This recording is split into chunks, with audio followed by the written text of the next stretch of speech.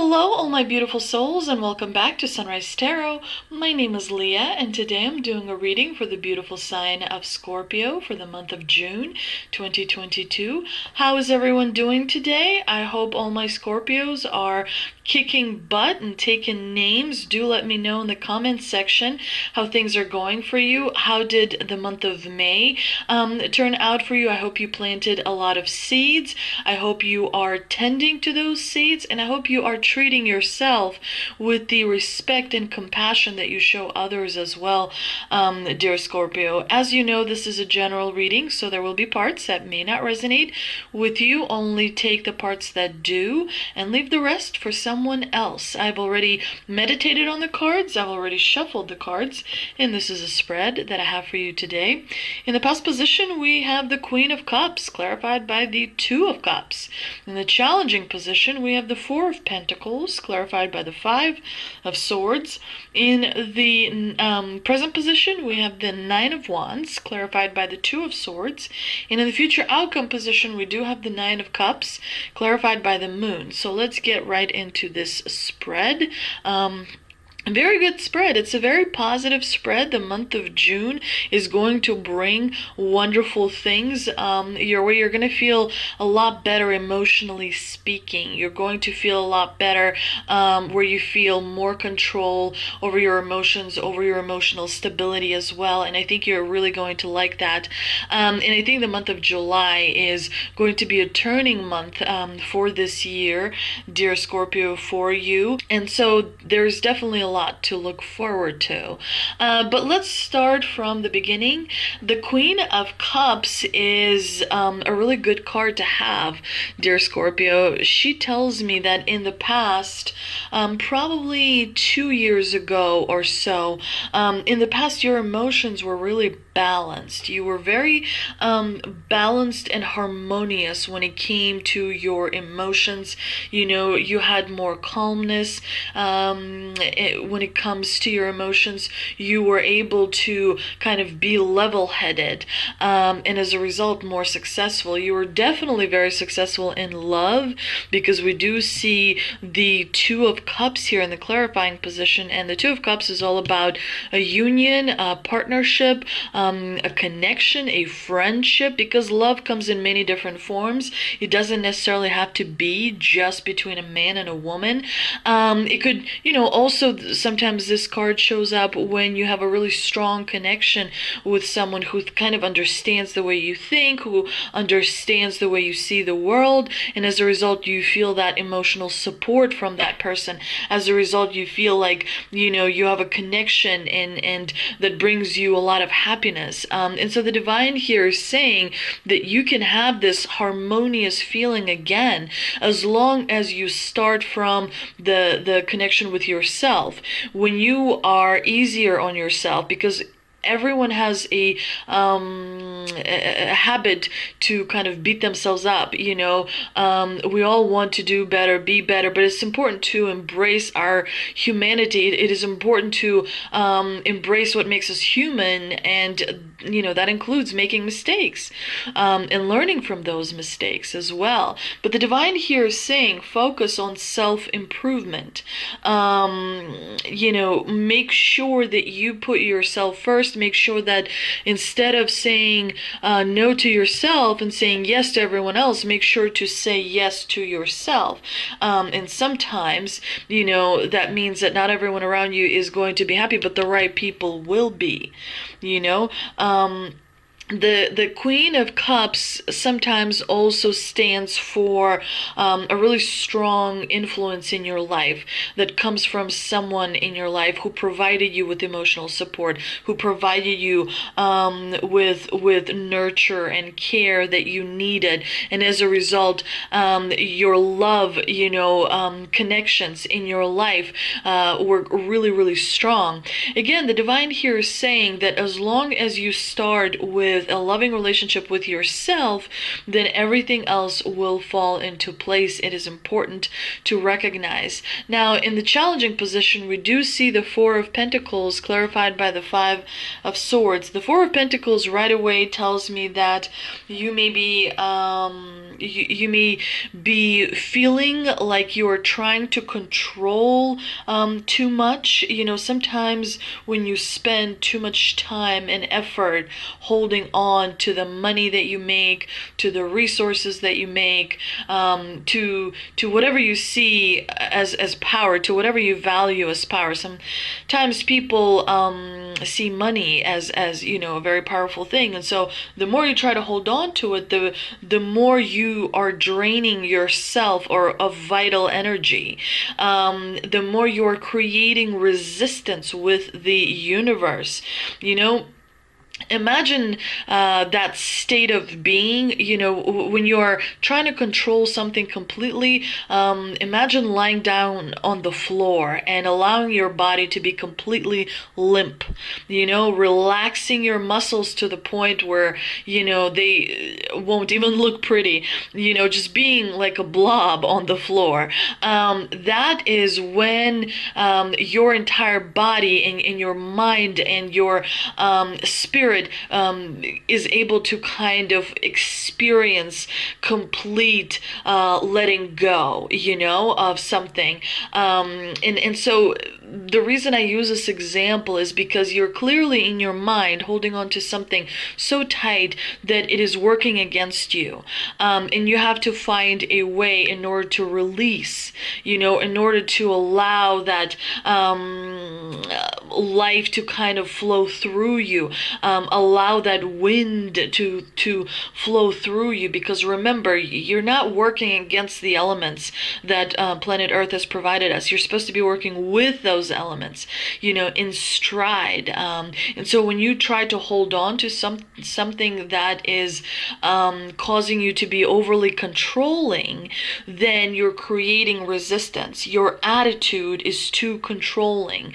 Your attitude is too kind of stuck in a pattern of behavior that is working against you. So the enemy here is not necessarily someone else. Now, as a result of the controlling attitude, there may be some arguments and some spillover effects. There may be some tensions with other people because, there may be unclear reasons behind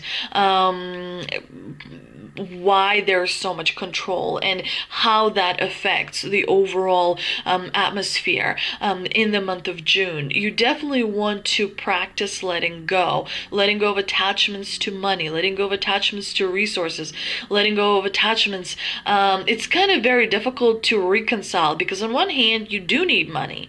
You do need to pay your bills on time and set money aside. You do need to be responsible. You do need to do well for yourself. And at the same time, you also have to let go. And so it can be difficult to reconcile those two opposing elements. And that is why people sometimes get off their path. But, remember that the money that you pay for your bills and use to live on, that is supposed to work for you.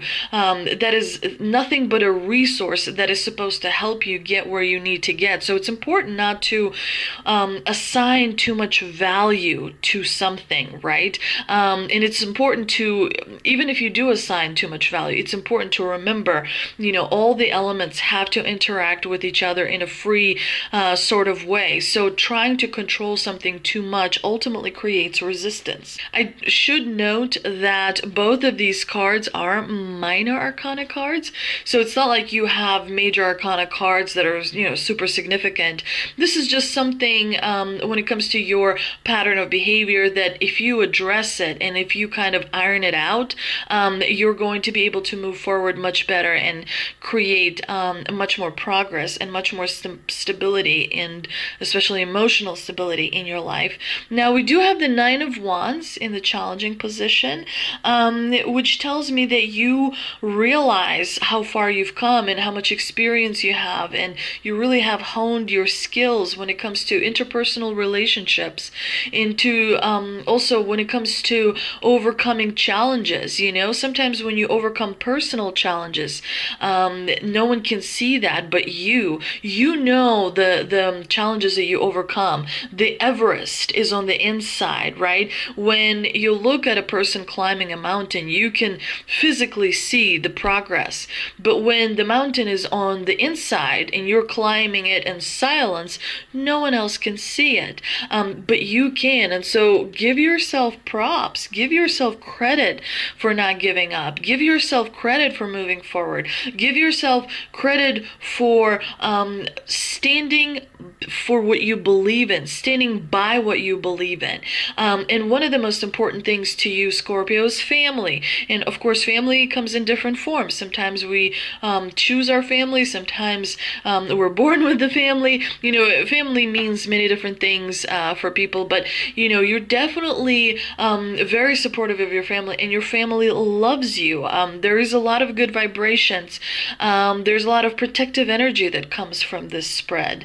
The Nine of Wands is all about strength and not giving up and pushing through, because there's only one final push before you accomplish, before you level up. This is what the number 9 stands for in tarot. You also have the number 9 here with the cups. Nines in tarot, it's all about integrating what you have learned, what you have experienced into your life, right? Applying the lessons that you have experienced and leveling up to a whole new level, to a whole new cycle, to a whole new understanding of the world, seeing things you didn't see before. All of a sudden, the world becomes more colorful, more interesting, more involved. And that is what, why we're all here, is to experience this journey on this planet. And of course, Earth is a school. And one of the things that we are here for is to learn. But it is also important to remember that while you are learning, you are allowed to enjoy yourself. If you can, you should enjoy yourself. And I think you do, Scorpio, understand that, enjoying little things throughout the day is very, very important. But getting back to the Nine of Wands, you're definitely in a persevering mode in the month of June. You're definitely you may feel that your energy is a little bit drained, especially because you have a decision that you have to make. With the Two of Swords here, it tells me that there may be a difficult choice when it comes to your personal life or professional life. There's some sort of a difficult choice, Maybe you have to choose between what school your child should go to. Maybe you are choosing between careers. Maybe you're choosing to maybe purchase a house or not to purchase a house. Maybe, whatever the decision that you have to kind of make, is going to be somewhat difficult for you in the month of June, because you are aware of all the important elements when it comes to making that decision, and you don't really want to upset anyone, which is completely understandable and completely normal, because the Two of Swords is a card where you don't want to rock the boat. You don't want to make a decision that could then later on come back to you, if you will. But sometimes difficult decisions have to be made, and this is why you're kind of defensive just a little bit. However, all is well when it comes to the end of June, because you have the Nine of Cups. The Nine of Cups is a card of wishes coming true. It's a card of feeling satisfied emotionally. We see this person, he's smiling. He's sitting down, he's smiling because he knows that he's happy with everything that is happening in his life, everything that is taking place. He's happy with where things are going. And he's actually allowing himself to dream a little bit. The moon, is a time where people generally dream, where people fantasize about different, things in their future that might come about. You want to make sure that you don't get too, you don't want to fantasize too much, because you do want to stay grounded. You do want to remember that, sometimes when we fantasize too much, we think about things that are not going to happen. So do stay grounded, do stay focused on your day-to-day activities, and do continue planting seeds and tending to those seeds, so that the harvest is going to be amazing when your birthday season comes about. But let's see what we can clarify with the Shaman Dream Oracle card that I pulled. And we have Drifter. Experience life as it comes. Definitely letting go of control is important, but the Drifter invites you to step out of your to-do list and your ordinary routine to feel the breeze against your skin. When this card appears, it's definitely time to just let go and sail, It's important to remember that life will find you. You don't always have to find life. And when life does find you, it'll bring you everything that you require without you having to search for it. So it's kind of a reminder that you are a human being rather than a human doing. A lot of us, especially in the Western part of the world, are conditioned to achieve. And what I see a lot of times is people who will push themselves to ridiculous limits in order to achieve, but the universe doesn't care about your achievements. There has to be a limit. If you have an office job and you're killing yourself to maintain a 5-bedroom, 3-bath house with a big car, the question is why? I understand, like, people have big families, you kind of have to have a corporate job and kill yourself, but I think life, in my heart of hearts, I think that life is all about kind of allowing yourself to work just enough, or maybe a little bit more than just enough, but definitely not every single weekend through lunch, nonstop. You want to stop and smell the roses.